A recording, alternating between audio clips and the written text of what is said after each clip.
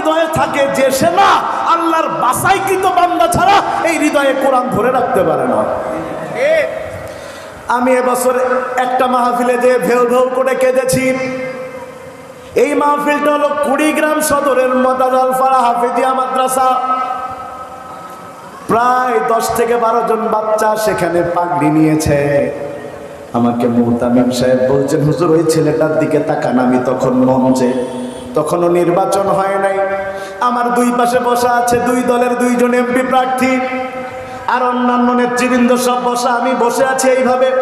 আমাকে বলছে, হুজুর পাগড়ি পরানো শুরু করতে হবে, কিন্তু তার আগে একটা কথা, ওই ছেলেটার দিকে তাকান। 10 থেকে 11 বছর বয়স হতে পারে, শরীরটা একেবারে দুধে আলতা রং। আমার বলছে, হুজুর ছেলেটা ঢাকা থেকে এসেছে পাগড়ি নিতে। আমি বললাম, ঢাকা থেকে পাগড়ি নিতে এসেছে তার মানে ওর বাড়ি কি ঢাকায়? বলছে না হুজুর, ওর হার্টে ছিদ্র দেখা দিয়েছে, এখন হার্ট ফাউন্ডেশনে তার চিকিৎসা হচ্ছে। 2 দিন পরে তার বাইপাস সার্জারি হবে, ওপেন হার্ট করা হবে। আমি বললাম, বাবা তুমি যে বাসে করে এসেছো এটাই তোমার জীবনের জন্য ঝুঁকি হয়ে গেছে, কেন আসলে? ছেলেটার চোখে পানি ছলছল করছে, আমার দিকে তাকায় বলছে, হুজুর এতদিন কষ্ট করে আমি হিফজ করেছি, আমি মরতে চাই যদি মরণও হয়, কিন্তু মাথায় কোরআনের পাগড়ি না নিয়ে মরতে চাই না। পরের কথাটা বড় কষ্ট দিয়েছে। বলছে, হুজুর আপনি বলে যাবেন যদি আমি মারা যাই এই অপারেশনে, এই পাগড়ি দিয়ে যেন আমার কাফনের কাপড়ের একটা অংশ বানানো হয়। কোরআন বড় মর্যাদার জিনিস। কোনো অপরিচ্ছন্ন হৃদয়ে কোরআন থাকে না, কোনো অপবিত্র হৃদয়ে কোরআন থাকে না। যে হৃদয়ে কোরআন থাকে সেই হৃদয়কে আল্লাহ পবিত্র করে দেন কোরআনের নূর দ্বারা। সুবহানাল্লাহ। আল্লাহ আমার রাসূলকে কাউসার দিয়েছেন। কাউসারের 1 নম্বর ব্যাখ্যা বলেছেন, নিয়ামাতুন কাসীরা, সবচেয়ে বেশি নিয়ামত আমার আল্লাহ দান করেছেন। 2 নম্বরে দুনিয়ার সবচেয়ে দামি কিতাব কোরআনুল কারীম আমার আল্লাহ রাসূলকে কাউসার হিসাবে দিয়েছেন। 3 নম্বরে আমার আল্লাহ আমার রাসূলকে সবচাইতে প্রশংসিত স্থান মাকামে মাহমুদের মালিক বানিয়েছে। ওই যে আমরা আজানের পরে একটা দোয়া পড়ি না, আজানের পরে কি একটা দোয়া পড়ি আমরা, আল্লাহুম্মা গফিরলি হাইয়িনা, হ্যাঁ ইন্নী যালামতু নাফসি, তা কি পড়ি বলেন? আতি মুহাম্মাদানিল ওয়াল ফাদিলা। কি পড়ি সেখানে আমরা? মাকামে মাহমুদের জন্য নিজেরাই দোয়া করি, ওয়াবাসুহু মাকামান মাহমুদা, ওয়াবাসুহু মাকামান মাহমুদা। আল্লাহ আমার রাসূলকে কোথায় জায়গা দিয়েছে? মাকামে মাহমুদ। এর চাইতে প্রশংসিত স্থান আর কোথাও নাই। সুবহানাল্লাহ, সুবহানাল্লাহ। কি রাসূল পেয়েছি আমরা ভাইয়েরা আমার।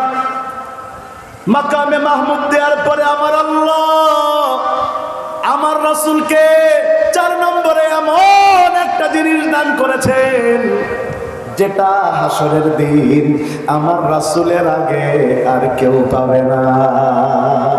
জোরে কন্যা সুবহানাল্লাহ। কি সেটা?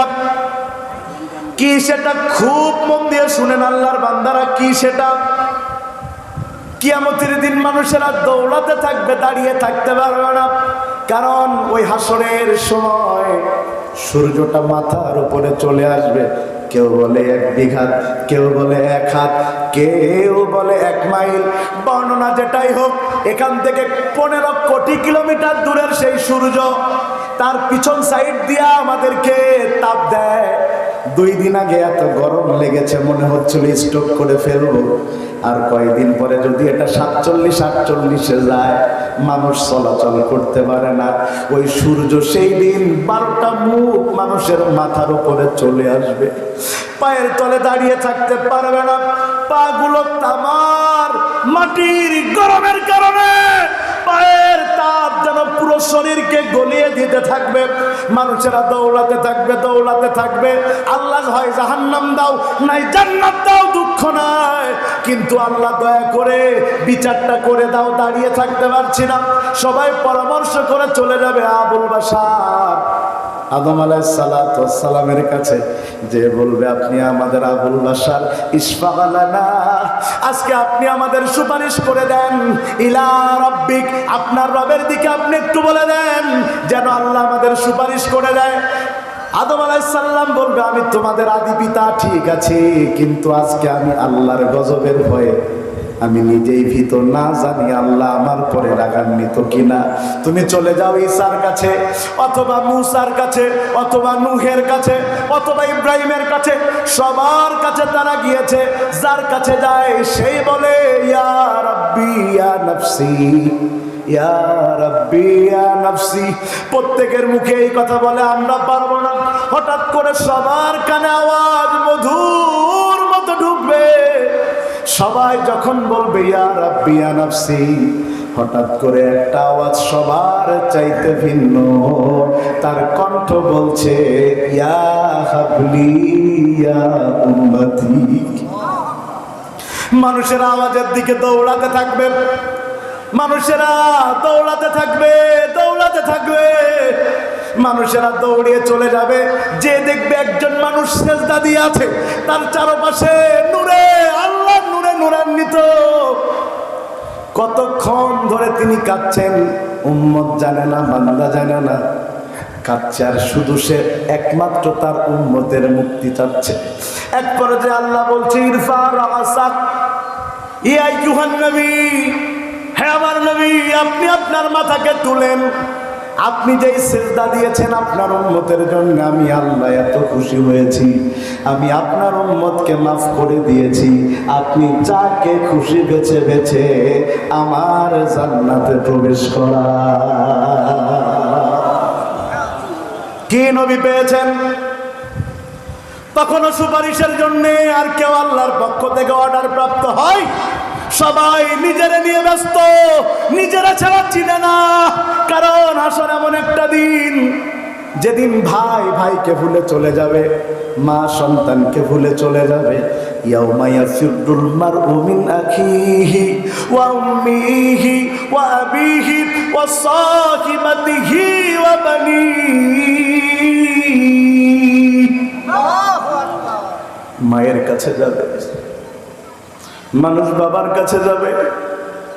মা কত ভালোবেসেছে সন্তানকে, মায়ের পেটে সন্তান 9 মাস হয়ে গেছে, পেটে আর নড়াচড়া করে না, বড় ভীত হয়ে দৌড়ে চলে গেছে হসপিটালে।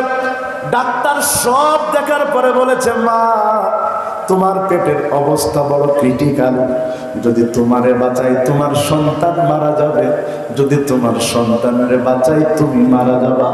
এই কথা শোনার পরে মেয়েরটার স্বামী তার বাপ মারা বলে সন্তান মারা যায় যাক, গাছ থাকলে আবার ফল হবে। এটা বলে না গাছ থাকলে আবার। সবাই যখন এক হয়েছে সন্তান মারা যাক মা বেঁচে থাক আবার সন্তান হবে, তখন মেয়েটা চোখের পানি ফেলে কাঁদে আর বলে ডাক্তার অন্য কারোর কথা শুনবেন না,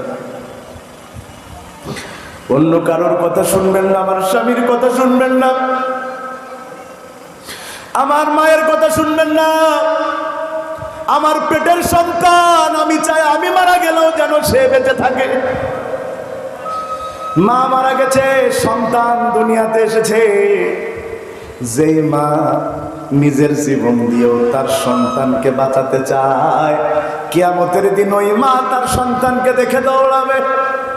যেই বাবা নিজের সন্তানের লেখাপড়া করানোর জন্য চিকিৎসার টাকা দিয়ে লেখাপড়া করায়, নিজে মরতে শিকার, সন্তানের ভবিষ্যৎ নষ্ট করতে শিকার না, সেই বাবা সন্তানকে দেখে দৌড়াবে আর বলবে দুনিয়াতে তো আমার বিয়েই হয় নাই। যেই ভাই ছাড়া ভাই চলতে পারে না, ভাই বড় ধন, রক্তের বাঁধন, এত মর্যাদার ভাই চলে যাবে। যেই স্ত্রী রাতের বেলা একসাথে না ঘুমাইলে রাগ করে বাপের বাড়ি চলে যায়। যেই সন্তান আমি মাঝে আমাদের তো প্রায় 6 মাস অফ চলে, প্রায় 7 মাস বাড়ি থাকতে পারি না, 7 মাস। আমার ছেলেটা ফোন দিয়ে বলে আব্বা শীতকাল কবে যাবে? শীতকালে বেশি অস, শীতকাল কবে যাবে? এই যে আমি ঈদের পর থেকে মনে হয় 3 দিন বাদে প্রতিদিন অস করতেছি। এই প্রতিদিন আজকেও দুপুরে আমার ছেলে আমার বলছে আব্বু তুমি একটু বাড়ি থাকো না কেন? আর আমি বাড়ি গেলে আমার দুই ছেলে মেয়ে মারামারি করে যে অনেকদিন পরে পাইতো যে আমার পাশে কে ঘুমাবে। তো ওর মা আমার পাশে আর চান্স পায় না, আমি মাঝখানে, দুই ছেলে পেলে পাশে। আবার ঘুম ভেঙে গেলে ওরা হাত লিয়ে দেখে আমি আসি না সরে গেছে। এত ভালোবাসা।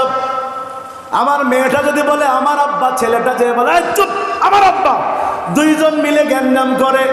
আমার কাছে আমার সন্তানের বাপ ডাকার চাইতে মধুর কোনো আওয়াজ নাই। কিন্তু কিয়ামতের দিন ওই সন্তান যখন আমারে ডাকবে আব্বা, দুইটা সোয়াবের জন্য আটকে গেছি, মাত্র দুইটা, কোনো বর্ণনায় একটা, আমি দৌড়াতে থাকবো, আমি বলবো আমার কোনো সন্তান নেই। আমি দৌড়াতে থাকবো, আমার কোনো সন্তান নাই। সন্তান বলবে আমার কোনো মা বাবা নাই। এই পরিস্থিতিতে কেউ কাউরে চিনে না, একজন চিনেন, তিনি আপনার আমার নবী মুহাম্মাদুর রাসূলুল্লাহ। আল্লাহু আকবার। আল্লাহ। আচ্ছা, রাসূলের চাইতে